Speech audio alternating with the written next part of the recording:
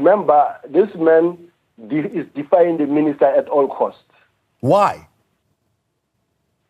It is in his nature. Remember, this man was appointed at some point to act as an acting national commissioner. It cannot be in his nature. Within the South African Police Service, of course, there is a hierarchy. I mean, there's order, there's discipline. So you can't just snap the police minister because it's just your nature. Yeah. Good day once again. Should I say good day? Because it's actually close to 12 at night. So... Good morning, Sony. I'm kidding. Guys, how are you? I hope you're fine. My name is Dinelle, and without any waste of time, I know this is your favorite YouTuber. I'm just kidding, guys. You have your own opinions, but at the end of the day, thank you for clicking in this video. You're making the channel grow, and thank you so much. Today, in this video, actually, we're going to talk about. And I'm going to show you a video whereby Sibiya responds to Mkhwanazi, right? For me, guys, honestly, it doesn't make sure. I'm sorry to say that, but it's smelling I'm guilty. It's smelling that, like, I'm not a judge, I'm not anything, but at the end of the day, when you listen to the person speak, you can hear that, like, ooh. I don't want to say much, but I just want you guys to look at the video so that you can make your comments down below on what you think. But from my side, I just think that it's smelling guilty. Because now he's seeking a legal counsel. Like, why did you even accept at the beginning? Why didn't you just go and seek out the legal counsel first? Because, okay. So, just watch the video and comment down below on what you think, guys. Thank you. Please like, share, and subscribe. I love you guys. So actually, this story is just getting more interesting over and over again, day by day for me, like, honestly. And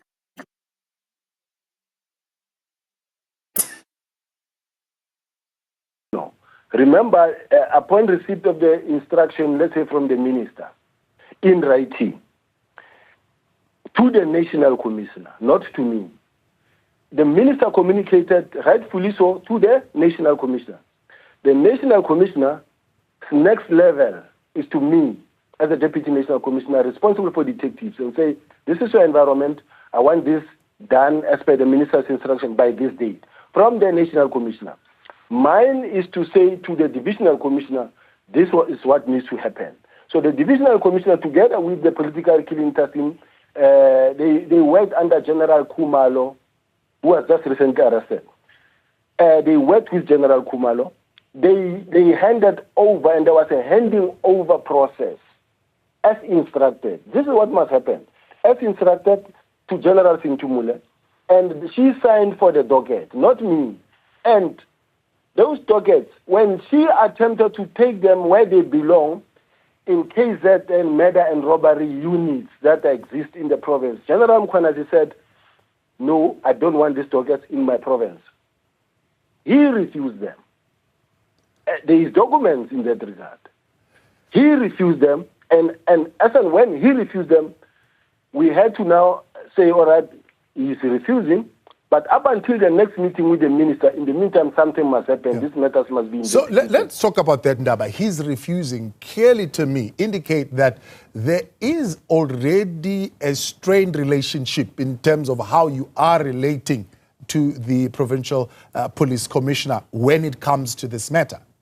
Not necessarily myself. Remember, this man is defying the minister at all costs. Why?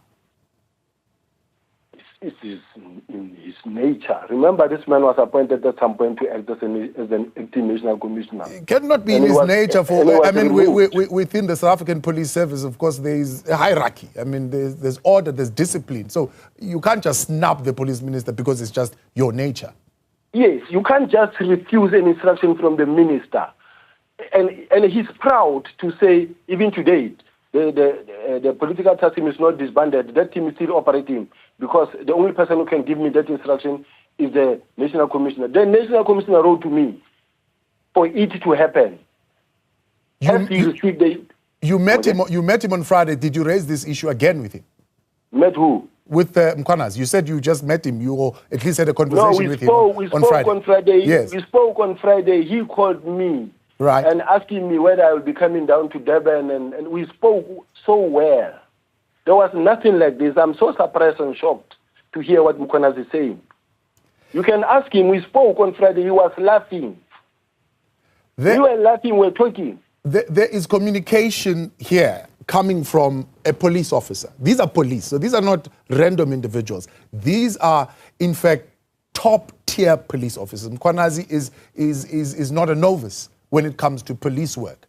He's giving us what is called proof of payments of monies that have exchanged hands. He's showing us communication, for example, that includes WhatsApp messages that speak about you having meetings with one Brown Mokgotsi, and these have got to do with issues that are around procurement as well. So are you denying that this communication exists? I know it doesn't exist. I'm not involved in that. I'm not even involved in procurement. I don't even know what he's talking about, and I've never participated in any procurement.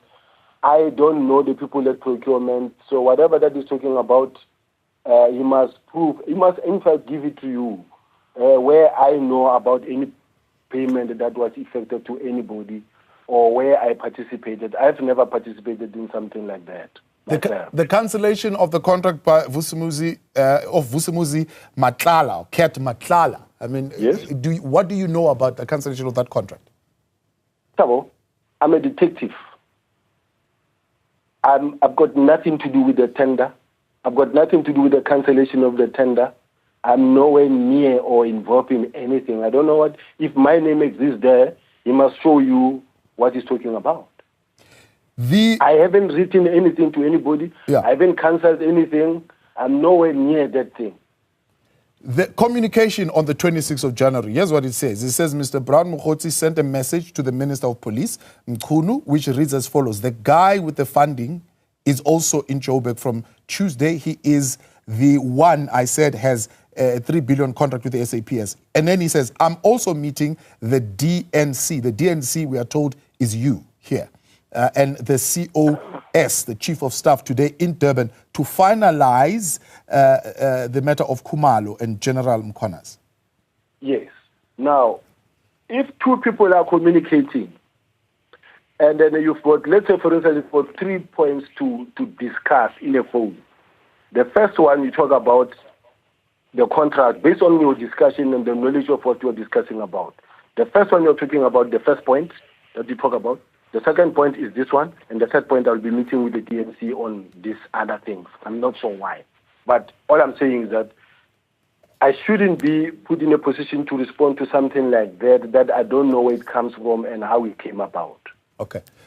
Do you know Brown Mokgotsi? Because this was put to the minister and initially denied his knowledge of this individual on the 5th of March briefing. Do you know him? Have you met him? I do know Brown. If ever I can tell you, I've met Brown once. What was the nature of your meeting with Brown? The nature of our meeting was just inquiring about some investigations. Remember, this person is an activist in Northwest. And they all contact me. I have a lot of contact or discussion with a lot of people throughout the country who calls me in this position that I'm occupying. Yeah. And he was discussing a position that he was discussing. Yeah. In your own words, you're saying the decision to disband the political killings task team was a decision of the National Police Commissioner. How could Brown Mokgotsi have that letter in his possession that this was going to happen? No, I don't know. All I can say is that the discussion with Brown, I know him as Brown. The discussion with Brown and the minister, I'm not involved in it. I don't know about it. So you have never been given an instruction via the minister to meet with Brown Mokgotsi or have any dealings with him? I can't give the minister an instruction, and I can't give... I'm saying, were you never given instruction by the minister to meet with Brown Mokgotsi for any purposes whatsoever? Not at all. Brown has met with many politicians, many people. I don't know whether it's an activist or what, but I'm not close to Brown at all. The other issue, of course, is the infiltration of the intelligence in the country, where an intelligence document would have been shared, we are told, with a parliamentarian. We are not really given the name of these parliamentarian. That includes information about vetting. I mean, are you aware, are you investigating a matter of that nature where such intelligence product could have been leaked to members of parliament and not via the portfolio committee? No, I'm not involved, and I'm not even aware of that investigation at all. I don't know about it. Even the facts thereof, I don't know. As things stand right now, I mean, to many in society, is that you are part of a triangle. That includes Brown Mokgotsi, that includes the minister, that includes this Mr. Matlala. And there's been meetings that have been happening there. But the outcomes of that is that the entire criminal justice system has been infiltrated. How do you clear yourself from those allegations? Let's say, Thabo, Matlala, I don't know. I met him when he came to my office, but let me say this to you. When Vusimusi Matlala was given or awarded the tender of the South African Police Service Mid 24, I don't think I was back at the police yet. I found it there. And the people of supply chain, and I'm also not sure whether it is during the this National Commissioner, Fanny Masomola's time. But personally, as you know, my role is detectives alone. And when I came in, I was not even a DMC. I was a Major General responsible for organized crime alone. Up until I was then promoted. I don't know at what point did this man get this tender for May 24. I'm not sure. But I can also tell you that the reason why he had to come to my office, I was acting as the National Commissioner in December. He says, I've been given a letter by Public Works to occupy the hospital building at the college since I'm the one providing health services to the department. But I'm being prevented from occupying that building. And now I'm here to understand why can't I occupy that building since I have the letter to occupy that building from those that are responsible to allocate such buildings, which is Public Works. Right. Then he then said, yes, he came with a lawyer, and they left correspondence that I had to take to the National Commissioner. I said to them, let us wait for the National Commissioner, and then I'll take it up with him, because I was just 18. When the National Commissioner came, I went and discussed with him, and the National Commissioner said, Public Works is not going to tell us who to give the building to or who to allocate the building to, because we are in charge and this is our building, the police. And I also conveyed the same message that side. So remember that I'm just a detective, but at that point in time I was the acting National Commissioner. All right. And that is why these are the things that happens when you are in a position, especially acting in an acting capacity. You can't avoid it. So let's talk about the detective work then. We mentioned a little bit earlier, 121 cases. You're saying these 121 cases don't all account for political killings, and that's correct. But 112 of those dockets are said to be from the team. 54 are about the political killings, while 22 about parallel issues, and 15 are about ad hoc issues, 16 about the University of Fort Hare, and 5 about the killing of traditional leaders. All these are said to be sitting and gathering dust somewhere at head office, and nothing as far as investigation work has been done on them. No. No, it's not true. Entirely not true. Ask him now where the Forte University method is with the political killing task team that he is controlling, and yet is not even in control of it. But the youth dockets are with political killing task team. They are not with us. Remember, these are dockets that are at court. And something to bring to light here, you must know that the same team that he sent of the political killing, that is investigating at the Forte University, they took money from the first suspect, accused number 1, who is in court in Fort Hare. The accused number 1 deposited money into their accounts, and the hotels were paid for them. And this is matter that is being investigated by the DPCI. They must tell you all these things, because they come here and they want to pretend that they are clean.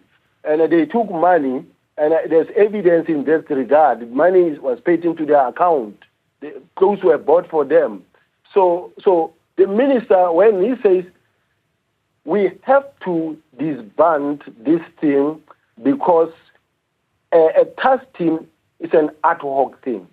These cases, we have established units that must deal with this type of crimes. Now, we have murder and robbery unit. When murder is being committed, you don't take it to murder and robbery unit where it belongs. You give it to some people that must run with it on a continuous basis. And yet we have a unit that is now no longer doing the work. Now, the minister said, we have murder and robbery units that must deal with this thing. Let these dockets, all of them, go to the respective units that must investigate them. And that the minister did through the National Commissioner. The National Commissioner is the one who implemented. You see?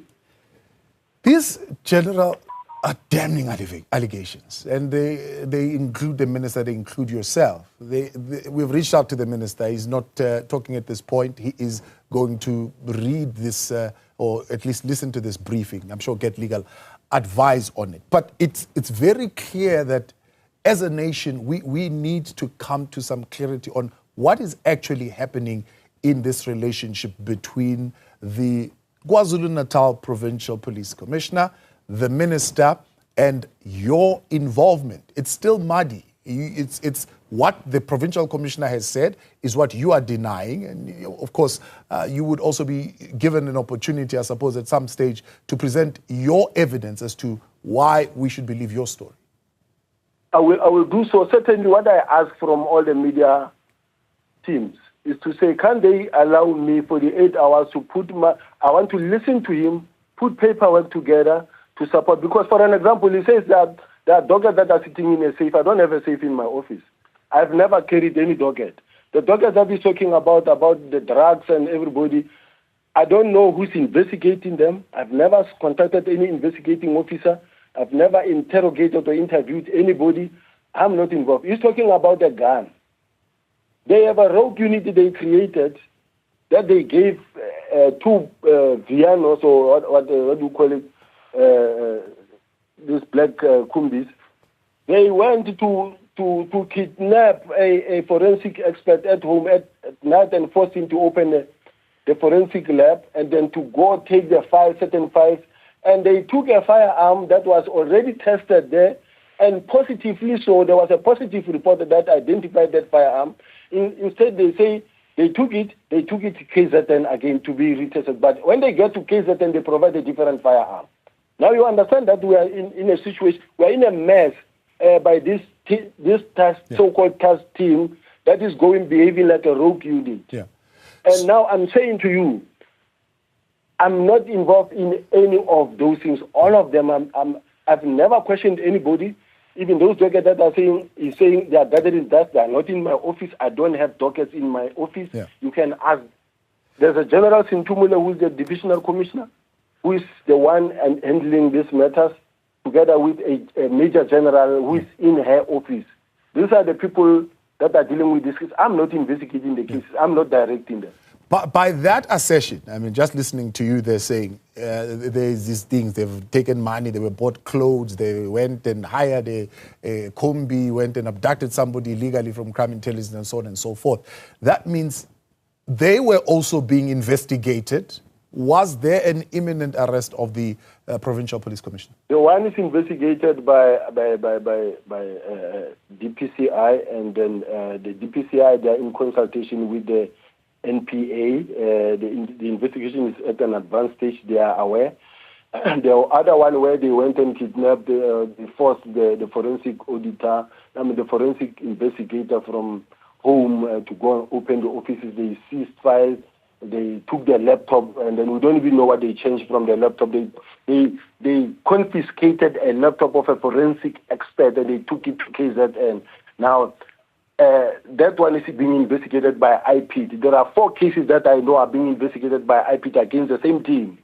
Now, I can tell you that this is just a private force, a rogue unit that is existing, that is there. They've been running around trying to obtain a warrant of arrest because they're trying to push me out of the system, but because there's nothing that I'm doing wrong.